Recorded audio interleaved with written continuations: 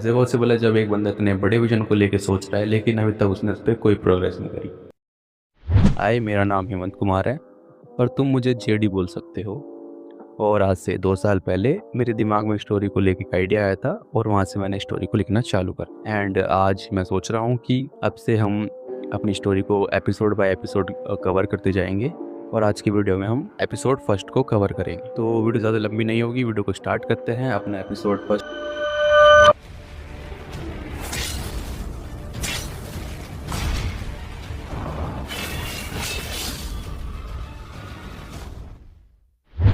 तो एपिसोड की शुरुआत होती है एक जापानीज स्कूल से और सेटिंग्स होती हैं इन्वायरमेंट आफ्टरनून का टाइम होता है और स्कूल की छुट्टी होने वाली होती है, मतलब ऑलमोस्ट हो चुकी होती है। और अपना जो प्रोटैगनिस्ट है वो क्लास के अंदर सो रहा होता है लाइक नोबिता। और तभी उसके पास एक बच्चा आता है उसे उठाने, और बच्चा उसका नाम लेके उसे उठाता है और अपना जो प्रोटैगनिस्ट है वो हड़बड़ाहट में जल्दी से स्कूल से बाहर निकलता है और अपने घर की तरफ दौड़ता है। काफ़ी एक्साइटेड भी होता है क्योंकि कल उसकी स्कूल ट्रिप होने वाली थी। तो घर पहुंचने के बाद काफ़ी उसका मिक्स रिएक्शन होता है एंड तभी जब वो घर पहुंचता है तो वो अपने रूम में पहुंच जाता है। लेकिन एक शॉट आता है जहाँ पे टीवी पे न्यूज़ चल रही होती है कि कल रात एक मिस्टीरियस लाइट जो है अर्थ के पास से होके गुजरी है।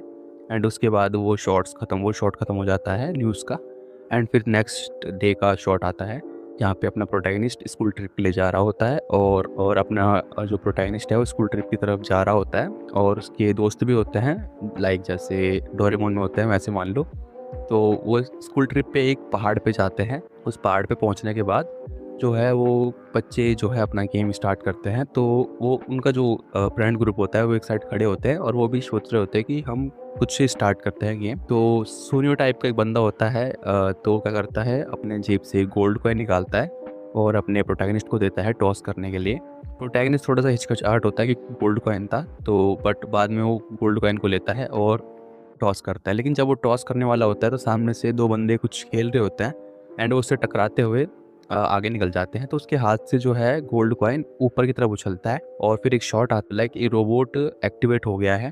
तो एक ऐसे टाइप का शॉट आता है और उसके बाद फिर वो सारे जो हैं उसके दोस्त वो गोल्ड कॉइन को ढूंढने लगते हैं। तो जब वो गोल्ड कॉइन को ढूंढ रहे होते हैं तो वो एक वैली या एक क्लिफ की तरफ आते हैं जहाँ पे अपना प्रोटैगनिस्ट देखता है कि उसके सामने दो शेडोज़ बन रही हैं।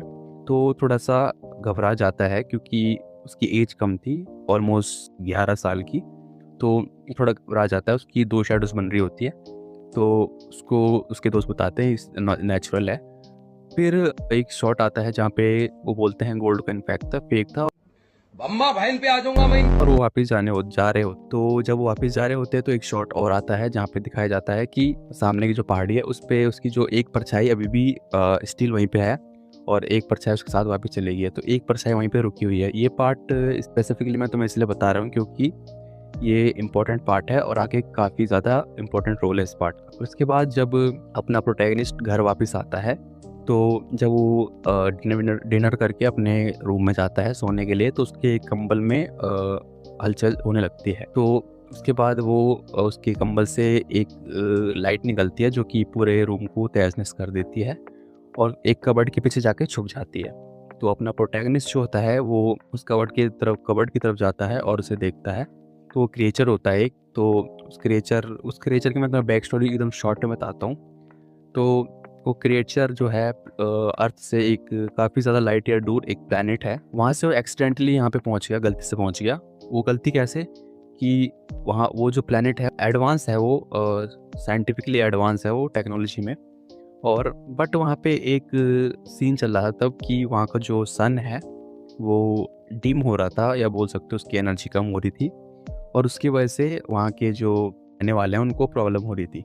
अब कुछ ज्ञानी लोग आएंगे, वो बोलेंगे कि टाइम के साथ सन जो है जाइंट बनता जाता है फिर ब्लास्ट हो जाता है। लेकिन तुम्हें सच्ची में लगता है कि मैंने इस पॉइंट को ऐसे ही उठा के रख दिया? इस पॉइंट का आगे एक इम्पोर्टेंट रोल होगा। और उसके बाद वो बोलता है कि वहाँ की सिचुएशन ऐसी-ऐसी है, वो अपने स्टोरी बताता है। और वहाँ पे फिर अचानक से एक अफ़वाह फैलने लग गई कि एक अननोन पर्सन की तरफ से अफ़वाह फैलाई गई कि अगर हम अपने सन की अगर हम एनर्जी यूज़ नहीं कर पा रहे हैं, तो हमें आस-पास के जो भी प्लैनेट्स हैं, जिन पे लाइफ़ नहीं है, उनकी एनर्जी को यूज़ करना चाहिए। अब वहाँ पे एनर्जी की इतनी किल्लत थी कि वहाँ के लोग भी मान गए और ब्लाइंडली उस अननोन पर्सन पे भरोसा करके आसपास की जो प्लैनेट्स थे उनसे एनर्जी निकालने लग गए। अब वहाँ पे उसी तरफ एक साइंटिस्ट भी थे उसी प्लैनेट पे, जो कि ये मानते थे कि अगर किसी प्लैनेट पे जीवन पनपने की उम्मीद है तो हमें उसकी एनर्जी को निकाल के उस उम्मीद को ख़त्म नहीं करना चाहिए। और उन साइंटिस्ट ने अपने पूरे जीवन में एक कॉपी मशीन बनाई थी और अपना क्रिएचर बनाया था। तो क्रिएचर को बनाने का मकसद तो मैं तुम्हें बाद में बताऊंगा, लेकिन जो कॉपी मशीन उन्होंने बनाई थी, एक दिन क्या हुआ, उनके लैब पे अटैक हुआ उस अननोन पर्सन की आर्मी के थ्रू। तो उस अटैक में क्या हुआ कि गलती से जो है कॉपी मशीन ऑन हो जाती है और कॉपी मशीन की जो रे है वो ट्रैवल करती है स्पेस में और पृथ्वी से आकर टकराती है। यही बात शुरुआत में न्यूज़ रिपोर्टर ने बताई थी। और उस लाइट से होता यह है कि पृथ्वी का एक रैंडम कॉपी बन जाती है जो कि इनविजिबल है और पृथ्वी के ही जो सौरमंडल है उसमें चक्कर लगा रही है। अब ये चीज़ इतनी जल्दी कैसे होती है, इसका मैं तुम्हें डिटेल एक्सप्लेनेशन तो नहीं दूंगा, लेकिन ये मान लो कि उसका एक पहले छोटा वर्जन बना, फिर लाइट के थ्रू वो एक बड़ा वर्जन बन के वहाँ पे सेटल हुआ। अब उस कॉपी मशीन में एक पोर्टल भी था जिसका काम था कि जो चीज़ कॉपी हुई है तुम उसके अंदर जा सकते हो। तो मशीन ने इतना ज़्यादा ट्रैवल कर लिया था, उसकी लाइट ने इतना ज़्यादा ट्रैवल कर लिया था कि वो मशीन जो है ब्लास्ट हो जाती है। और उस ब्लास्ट में जो क्रिएचर होता है वो क्रिएचर उस पोर्टल में गिरता है, लेकिन वो कॉपी वर्ल्ड में नहीं पहुंचता, वो रियल वर्ल्ड में पहुंच जाता है और उस पहाड़ पे पहुंचता है। अब ट्विस्ट वाली बात यह है कि उस क्रिएचर को बनाया इस तरीके से गया था कि जो उसको ऑन करेगा वो उसका मालिक होगा, उसका होस्ट होगा। तो जब गोल्ड कॉइन उस पर पड़ा अपने प्रोटैगनिस्ट का, तो लास्ट टाइम पे उस गोल्ड कॉइन पे जो टैक्स था वो अपने प्रोटैगनिस्ट का था, इसीलिए वो उसका होस्ट बन गया। एंड उस क्रिएचर का काम ये है अब कि उस होस्ट को प्रोटेक्ट करना, तो ये उस क्रिएचर का काम था। इतना ही सब कुछ होता है, अपने इस बारे में बताता है प्रोटैगनिस्ट को। वो देखता है कि प्रोटैगनिस्ट सो चुका है एंड एपिसोड यहीं पे एंड हो जाता है। आई होप आपको अच्छा लगा होगा। एपिसोड सेकंड भी जल्दी आएगा।